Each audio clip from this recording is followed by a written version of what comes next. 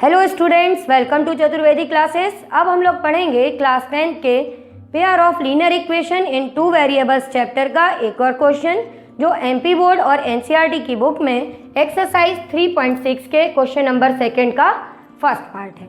इसको करने से पहले हम 2-3 चीज़ों पे ध्यान देंगे। पहले हमारा क्वेश्चन क्या है वो डिस्कस कर लेते हैं। क्वेश्चन में लिखा हुआ है कि Ritu can row downstream 20 kilometre in 2 hours and upstream 4 kilometre in 2 hours. Find her speed of rowing in still water and speed of the current. अब देखो बेटा, जब अपन इस क्वेश्चन को कर रहे हैं तो हमको दो नए वर्ड्स यहाँ पर मिले हैं। एक मिला है अपने पास में डाउन स्ट्रीम और एक मिला है अप स्ट्रीम। आपको इसके बारे में शायद नहीं पता होगा। अब हम इक्वेशन बना रहे हैं तो पहले हमको ये क्लियर होना चाहिए कि यहाँ पर ये जो चीज़ यूज़ की गई है उसका क्या मीनिंग है, तभी तो आप इक्वेशन फॉर्म करोगे। तो आपको सबसे पहले मैं ये दोनों चीज़ें एक्सप्लेन कर देती हूँ।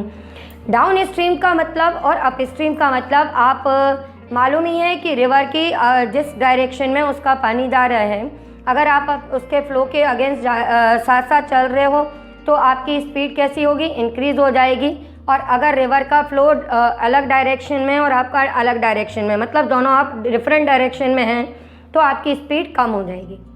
तो इसको आपको और दूसरे एग्जांपल से बता देती हूँ मैं। रिवर से नहीं समझते तो आप इस तरह से समझ लो कि मान लो कि आप कहीं किसी ऊंची जगह पर चढ़ के जा रहे हो, ठीक है, आप अप स्ट्रीम में जा रहे हो, तो जब आप चढ़ाई करते हो तो क्या होता है, आपकी स्पीड कम हो जाती है। पर जब आप डाउन स्ट्रीम में आते हो, मीन्स आप ऊपर से नीचे आते हो, तो आपकी स्पीड क्या हो जाती है, तेज़ हो जाती है। यानी कि आपकी दोनों स्पीड्स जो होती हैं, आपकी स्पीड प्लस विंड की जो स्पीड है वो एक तरह से आपकी स्पीड में ऐड हो जाती है।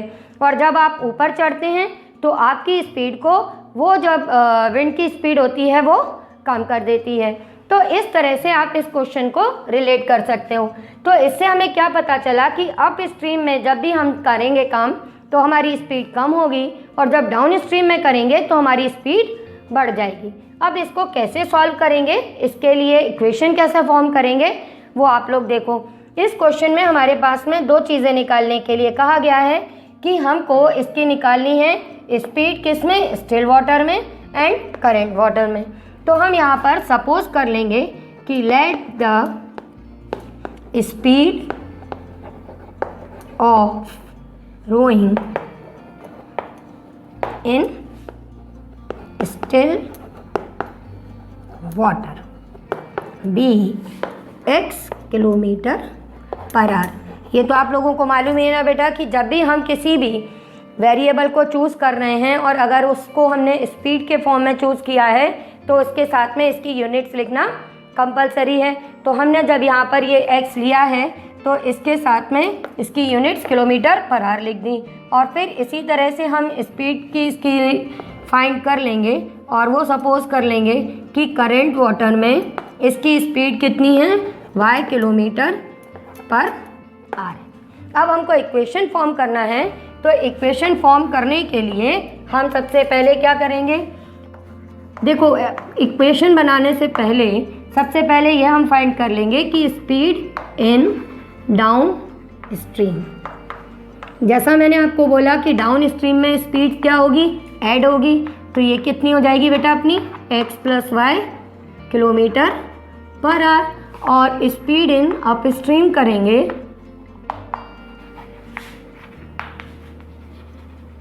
तो ये कितनी हो जाएगी आपकी, ये हो जाएगी x - y kilometre per our.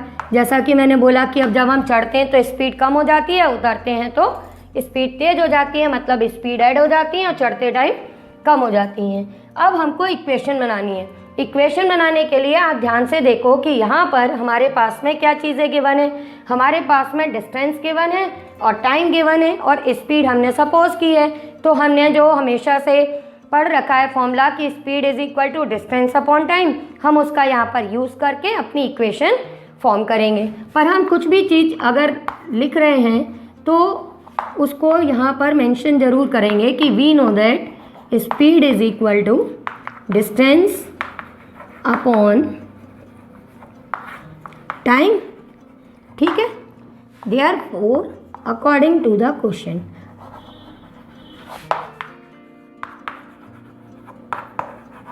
अब अकॉर्डिंग टू द क्वेश्चन हम अपनी पहली इक्वेशन बनाएंगे। पहली इक्वेशन हम डाउन स्ट्रीम में दिया हुआ है, तो डाउन स्ट्रीम वाली स्पीड को यहाँ स्पीड के नीचे लिख देना आप। डाउन स्ट्रीम में डिस्टेंस था आपका 20 और टाइम था 2, ये कैंसिल कर देना और ये आपकी फर्स्ट इक्वेशन फॉर्म हो जाएगी। ठीक है, आप सेकंड इक्वेशन फॉर्म करने के लिए सेकंड कंडीशन ले लेंगे कि हमारे पास में अप स्ट्रीम में 4 किलोमीटर के लिए 2 आवर्स लग रहे थे, तो सेकंड इक्वेशन के लिए आप कैसे लिख दोगे, and x minus Y is equal to 4/2, cancel कर दिया तो ये इक्वेशन फॉर्म हो गई x minus Y is equal to 2। अब ये दो इक्वेशन फॉर्म हो गई यानी लीनियर इक्वेशन बन गई, और इनको सॉल्व करना तो आपको आता ही है, आपने बहुत सारे मेथड पढ़ रखे हैं, है ना, सब्स्टिट्यूशन, एलिमिनेशन, तो आप किसी भी मेथड से सॉल्व कर सकते हो। यहाँ पर मैं इसको एलिमिनेशन से सॉल्व कर रही हूँ और आप भी चाहो तो कर लेना। क्यों कर रहे हैं हम ऐसा, क्योंकि हमको दिख रहा है कि ये जो दो इक्वेशन हैं इसमें y के कोफिशिएंट सेम हैं और डिफरेंट साइन के हैं, तो अगर हम केवल इक्वेशंस को ऐड कर दें, on adding equation first and second, तो देखो बेटा अपने कितने जल्दी आंसर से निकल आएंगे।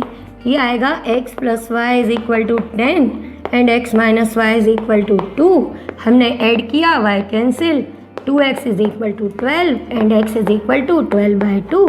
लो आ गया x का आंसर। अब हमको y का भी चाहिए, तो अब हम क्या कर देंगे, ये तो आप सबको पता ही है कि substituting x is equal to 6 in equation हमारे ऊपर है कि हम फर्स्ट चूज़ करें या सेकंड, तो अभी मैंने इक्वेशन फर्स्ट चूज़ कर लिया है। In equation first we get, अब हमने फर्स्ट इक्वेशन में वैल्यू लिखी तो ये हो गया अपना 6 plus Y is equal to 10, और यहाँ से y की वैल्यू आ गई 10 minus 6 is equal to 4। Question complete. But इसमें भी एक चीज़ ध्यान रखना है कि जब हमने कहा कि x इतना है y इतना है, हमारे आंसर्स भी करेक्ट आ गए, पर क्वेश्चन में x एंड y तो कहीं लिखा ही नहीं था ना बेटा, वो तो आपने सपोज किया है। तो आपको एंड में बस अपना आंसर जब लिखेंगे, यानी कि x और y की वैल्यू फाइंड करने के बाद में, तो आप इस तरह से लिख के आएंगे कि so speed of rowing in still water, ये हमारी हमने क्या x सपोज की थी और x की वैल्यू हमने फाइंड की है 6, तो ये लिख के आएंगे 6 किलोमीटर पर आवर, और फिर उसके बाद में speed of rowing in current water.